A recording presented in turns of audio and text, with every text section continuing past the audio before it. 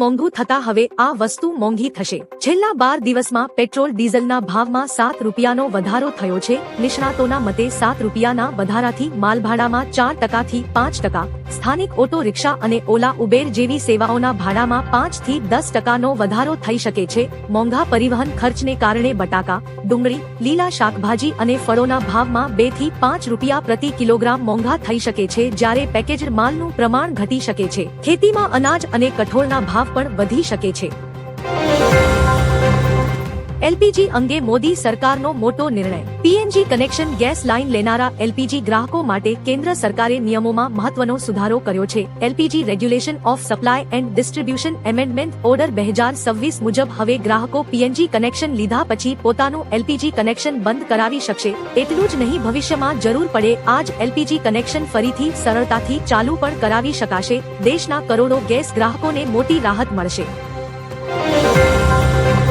તમિલનાડુમાં 14.25 લાખ ખેડૂતોનું દેવું માફ। તમિલનાડુના મુખ્યમંત્રી વિજય ખેડૂતોને મોટી રાહત આપતા દેવા માફીની જાહેરાત કરી છે। નાના ખેડૂતો માટે 50,000 રૂપિયા સુધીના અને મોટા ખેડૂતો માટે 5,000 રૂપિયા સુધીના સહકારી બેંકના પાક લોન માફ કરવામાં આવશે। આ નિર્ણયથી રાજ્યના 14.25 લાખ ખેડૂતોને સીધો લાભ મળશે અને સરકારી તિજોરી પર 2 કરોડ રૂપિયાનો બોજો પડશે। આ રકમ સીધી સહકારી બેંકોમાં ટ્રાન્સફર કરવામાં આવશે। સીએનજીના ભાવમાં વધારો। પેટ્રોલ ડીઝલ બાદ હવે સીએનજીના ભાવ વધારાએ સામાન્ય જનતાની ચિંતા વધારી દીધી છે। દિલ્હીમાં સીએનજીના ભાવમાં પ્રતિ કિલો 2 રૂપિયાનો વધારો થયો છે, જેથી નવો ભાવ 81 થી વધીને 83 રૂપિયા પર પહોંચ્યો છે। આ અગાઉ 23 મે ના રોજ પણ કિંમતમાં 1 રૂપિયો વધારાયો હતો। ચાલુ મહિનામાં જ આ ચોથી વખત ભાવ વધારો ઝીંકાયો છે, જેના કારણે વાહન ચાલકોના ખિસ્સા પર મોટો બોજો પડ્યો છે। ગીરમાં બીમારીના કારણે 8 સિંહના મોત। ગુજરાતના ગૌરવ સમાન ગીરના જંગલમાં સિંહો પર ફરી મોટું સંકટ આવ્યું છે। ગીર પૂર્વ અને પશ્ચિમ વન વિભાગમાં કેનાઇન ડિસ્ટેમ્પર વાયરસ સીડીવી અને બેબેસિયા બીમારીના કારણે 5 સિંહબાળ અને 3 સાવજ સહિત 8 સિંહોના તડપીને મોત થયા છે। જસાધાર, બાબરિયા અને જામવાળા રેન્જમાં થયેલા આ મોતોને પગલે વન વિભાગ હાઈએલર્ટ પર આવી ગયો છે અને સિંહોને બચાવવા સઘન કામગીરી શરૂ કરી છે। મોદીની ટીકા કરતા ધ્રુવ રાઠી પર ભડકી અનુપમા। સિરિયલ અનુપમા ફેમ અભિનેત્રી અને ભાજપ નેતા રૂપાલી ગાંગુલીએ યુટ્યુબર ધ્રુવ રાઠીની પીએમ મોદી વિરુદ્ધની પોસ્ટ પર આકરા પ્રહારો કર્યા છે। ધ્રુવ રાઠીએ લખ્યું હતું કે પીએમ મોદી જ્યાં પણ જાય ત્યાં તેમને શર્મજનક સ્થિતિમાં મૂકવા જોઈએ। આના જવાબમાં રૂપાલીએ પીએમ મોદીને વિશ્વના સૌથી સન્માનિત નેતા ગણાવ્યા અને કહ્યું કે ભારતને વિદેશમાં બેસી દેશની મજાક ઉડાવનારા યુટ્યુબર્સની કોઈ જરૂર નથી। બંગાળમાં હવે 5 રૂપિયામાં ભરપેટ ભોજન। પશ્ચિમ બંગાળના મુખ્યમંત્રી સુવેન્દુ અધિકારીએ મંગળવારે અનેક મહત્વપૂર્ણ જાહેરાતો કરી છે। તેમણે જણાવ્યું કે 27 મે થી અન્નપૂર્ણા યોજના હેઠળ મહિલાઓને દર મહિને 3,000ની સહાય આપવાની પ્રક્રિયા શરૂ થશે। શાળા, કોલેજ અને ધાર્મિક સ્થળોની 1 કિલોમીટરની અંદર દારૂની દુકાનો ખોલવાની મંજૂરી આપવામાં આવશે નહીં। રાજ્યના 400 ખાસ કેન્ટીનમાં અઠવાડિયામાં 2 વાર 5 રૂપિયામાં માછલી ભાતનું ભોજન આપવામાં આવશે। મમતા બેનર્જી સામે એફઆઈઆર નોંધાઈ। પશ્ચિમ બંગાળના ભૂતપૂર્વ મુખ્યમંત્રી મમતા બેનર્જી વિરુદ્ધ સિલિગુડી સાયબર પોલીસ સ્ટેશનમાં એફઆઈઆર નોંધવામાં આવી છે। ભાજપ કાર્યકર અને એડવોકેટ રિંકી ચેટર્જીએ ફરિયાદ નોંધાવી હતી। આરોપ છે કે પૂર્વ મુખ્યમંત્રીએ 2025માં કોલકાતામાં એક ઈદ કાર્યક્રમ દરમિયાન હિન્દુઓ વિરુદ્ધ બાંધાજનક ટિપ્પણી કરી હતી। ત્યારબાદ તેમણે ચૂંટણી પહેલા હિન્દુઓ વિરુદ્ધ પણ નિવેદનો આપ્યા હતા। ગેસ સંકટ વચ્ચે ભારત માટે સારા સમાચાર। રાજસ્થાનના જેસલમેરમાં ઓઇલે દાંડેવાલા ફિલ્ડમાં કુદરતી ગેસનો નવો સમૃદ્ધ સ્ત્રોત શોધી કાઢ્યો છે। આ પ્રથમ વખત સાનુ ફોર્મેશનમાંથી ગેસનું ઉત્પાદન શરૂ થયું છે। હાલમાં આ ક્ષેત્રમાંથી રોજ 25,000 સ્ટાન્ડર્ડ ક્યુબિક મીટર ગેસનું ઉત્પાદન થઈ રહ્યું છે। અંદાજે 75 મિલિયન ઘન મીટર ગેસના સંસાધનો હોવાની સંભાવના છે। આ શોધ ભારતની ઉર્જા આત્મનિર્ભરતા માટે મહત્વપૂર્ણ સીમાચિહ્ન સાબિત થઈ શકે છે। ટ્રમ્પે પીએમ મોદીના ભરીભરીને વખાણ કર્યા। ટ્રમ્પે ભારત અને વડાપ્રધાન નરેન્દ્ર મોદીના ખુલ્લેઆમ વખાણ કર્યા છે। અમેરિકાની આઝાદીના 250 વર્ષ પૂર્ણ થવા નિમિત્તે નવી દિલ્હીમાં આયોજિત કાર્યક્રમમાં ટ્રમ્પે કહ્યું કે ભારત જ્યારે પણ ઈચ્છશે અમેરિકા તેની સાથે ઊભું રહેશે। તેમણે કહ્યું, ભારત મારા પર 100% ભરોસો કરી શકે છે। ટ્રમ્પે પોતાને પીએમ મોદીના મોટા પ્રશંસક ગણાવ્યા અને વિદેશ મંત્રી માર્કો રૂબિયોને મોદીને નમસ્તે કહેવા જણાવ્યું હતું। પેટ્રોલ ડીઝલના ભાવમાં ફરી વધારો. દેશભરમાં પેટ્રોલ અને ડીઝલના ભાવમાં ફરી એક વધારો કરવામાં આવ્યો છે. ડીઝલના ભાવમાં પ્રતિ લિટર 2.71 અને પેટ્રોલમાં 2.61 નો વધારો થયો છે. દિલ્હીમાં હવે પેટ્રોલનો ભાવ 102 અને ડીઝલનો ભાવ 95 પ્રતિ લિટર થયો છે. છેલ્લા 10 દિવસમાં આ ચોથો વધારો છે. મધ્ય પૂર્વના તણાવને કારણે ઓઇલ કંપનીઓએ 15, 19 અને 23 મેના રોજ પણ ભાવ વધાર્યા હતા. ભારતમાં 2 જૂન સુધી આફત. નોતપા આજથી શરૂ થાય છે. 2 જૂન સુધી આકાશમાં આગનો વરસાદ થવાની ધારણા છે. હવામાન વિભાગે ચેતવણી આપી છે કે ઉત્તર પશ્ચિમ ભારતના ઘણા રાજ્યોમાં પારાનું સ્તર 48 ડિગ્રી સેલ્સિયસ સુધી વધી શકે છે. આજની તારીખે મહારાષ્ટ્રના વિદર્ભ ક્ષેત્રમાં બ્રહ્મપુરી દેશનું સૌથી ગરમ સ્થળ છે, જ્યાં તાપમાન 47 ડિગ્રી સુધી પહોંચે છે. હિન્દુ પંચાંગ અનુસાર સૂર્ય ભગવાન રોહિણી નક્ષત્રમાં પ્રવેશ કરે છે ત્યારે નોતપા શરૂ થાય છે.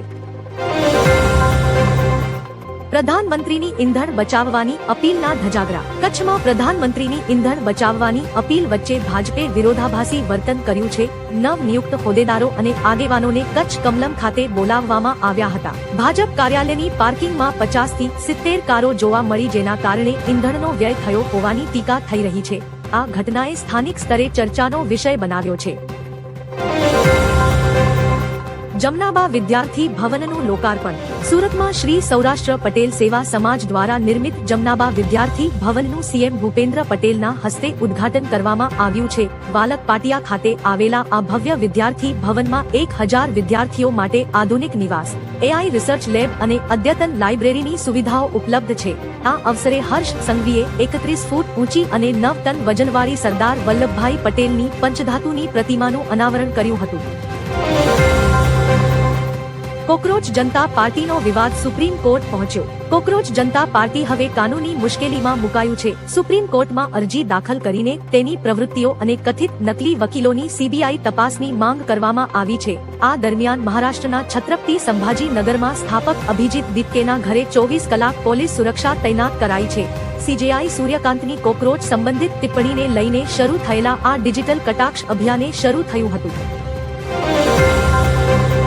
મુસ્લિમ શબ્દના ઉપયોગ પર રાહુલ ગાંધીનું સ્પષ્ટ વલણ. કોંગ્રેસની લઘુમતી સલાહકાર સમિતિની બેઠકમાં નેતાઓએ મુસ્લિમ શબ્દના બદલે લઘુમતી શબ્દ વાપરવાની અપીલ કરી હતી. જો કે રાહુલ ગાંધીએ આ દરખાસ્તનો કડક વિરોધ કર્યો હતો. રાહુલે કહ્યું, કોઈથી ડરવાની જરૂર નથી. જે વર્ગ સાથે અન્યાય થતો હોય તેની સાથે ખુલ્લેઆમ ઊભા રહેવું જોઈએ, ભલે તે હિન્દુ, દલિત, સવર્ણ, મુસ્લિમ, શીખ, ખ્રિસ્તી કે અન્ય કોઈ હોય. કોંગ્રેસે દરેક માટે અવાજ ઉઠાવવો જોઈએ. વાંસદામાં માઠાથી રસ્તા ભીંજાયા. દક્ષિણ ગુજરાતમાં મે મહિનાના અંતમાં અસાધારણ વરસાદ પડ્યો છે. નવસારી જિલ્લામાં આજે રવિવારે વહેલી સવારથી આકાશ વાદળોથી ઘેરાઈ ગયું હતું અને વરસાદની છાંટ પડી હતી. વાંસદા તાલુકામાં પવન સાથે માવઠું પડતા વાતાવરણ ઠંડુગાર બની ગયું હતું. છેલ્લા કેટલાક દિવસોથી 40 ડિગ્રીની કાળઝાળ ગરમી અને બફારામાં ત્રસ્ત લોકોને આ અચાનક વરસાદે મોટી રાહત આપી છે. પેટ્રોલના ભાવમાં ફરી વધારો. આંતરરાષ્ટ્રીય બજારમાં ક્રૂડ ઓઇલની કિંમતોમાં સતત થઈ રહેલા વધારાને કારણે ભારતમાં ઈંધણના ભાવ ફરી એકવાર ભડકે બળ્યા છે. છેલ્લા 8 દિવસમાં ત્રીજી વખત પેટ્રોલ અને ડીઝલના ભાવમાં ₹1 પ્રતિ લિટરનો વધારો ઝીંકવામાં આવ્યો છે. આ ધરખમ ભાવ વધારાને પગલે હૈદરાબાદમાં પેટ્રોલની કિંમત ₹112 પ્રતિ લિટરના રેકોર્ડ સ્તરે પહોંચી ગઈ છે, જે હાલમાં સમગ્ર દેશમાં સૌથી મોંઘું પેટ્રોલ છે. ભારત અમેરિકા વચ્ચે વ્યૂહાત્મક મહામંથન. નવી દિલ્હીમાં યુએસના વિદેશ મંત્રી માર્કોએ પીએમ મોદી સાથે ખાસ મુલાકાત કરી હતી. મિડલ ઇસ્ટમાં વધતા તણાવ અને ઈરાન સંકટને કારણે વૈશ્વિક એનર્જી કોરિડોરમાં મચેલી અરાજકતા વચ્ચે આ બેઠક અત્યંત વ્યૂહાત્મક માનવામાં આવે છે. આ બેઠકમાં ઉર્જા સિક્યોરિટી, ડિફેન્સ કોઓપરેશન અને દ્વિપક્ષીય વેપાર જેવા મુદ્દાઓ પર ચર્ચા થઈ. યુએસએ ભારતને સંકટના સમયમાં પણ ક્રૂડ ઓઇલ અને ગેસનો અવિરત પુરવઠો પૂરો પાડવાની સંપૂર્ણ ખાતરી આપી છે. આગામી 9 દિવસ સાચવજો. આગામી 9 દિવસ હવામાનની દ્રષ્ટિએ અત્યંત જોખમી સાબિત થઈ શકે છે. કાલથી નોતપાની શરૂઆત થઈ રહી છે, જે 2 જૂન સુધી ચાલશે. જ્યારે સૂર્ય રોહિણી નક્ષત્રમાં પ્રવેશ કરે છે ત્યારે ઉત્તર અને મધ્ય ભારતમાં અસહ્ય ગરમી અને પ્રચંડ લૂ ફૂંકાય છે. આ દરમિયાન તાપમાન ઘણું ઊંચું હોય છે. દર વર્ષે નોતપા દરમિયાન હીટ સ્ટ્રોકને કારણે અનેક લોકોના મોત થાય છે. આથી નોતપા દરમિયાન બપોરના સમયે ઘરની બહાર ન નીકળવાની સલાહ અપાઈ છે. દરેક ગરીબને મળશે મફત સારવાર. સીએમ શુભેન્દુ અધિકારીએ જાહેરાત કરી છે કે જુલાઈ મહિનાથી પશ્ચિમ બંગાળમાં આયુષ્માન ભારત કાર્ડ વિતરણની કામગીરી શરૂ કરવામાં આવશે. આ યોજના હેઠળ રાજ્યના ગરીબ પરિવારોને મફત સારવારનો લાભ મળશે. કેન્દ્ર સરકારે આ મહત્વાકાંક્ષી સ્વાસ્થ્ય યોજના માટે બંગાળને 970 કરોડ ફાળવ્યા છે, જેમાંથી શનિવારે જ 500 કરોડની પ્રથમ હપ્તાની રકમ જાહેર કરી દેવાઈ છે.